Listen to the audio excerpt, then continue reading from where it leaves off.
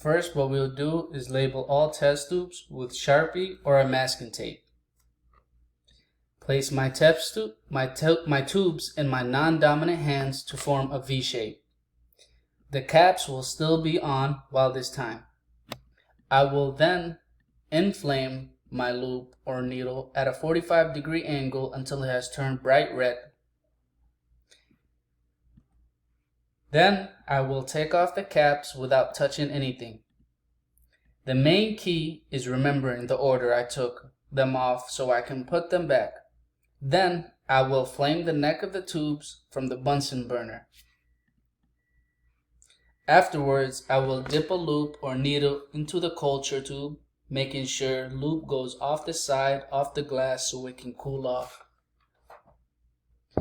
Then we will transfer it to a fresh tube of media and we will stop here.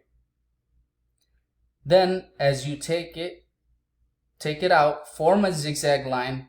Remember, if we were transferring it into a broth, we would have to tap inside to keep the culture in there.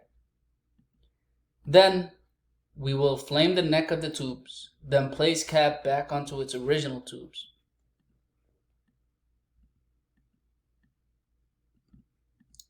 Lastly, we will take the needle and flame it.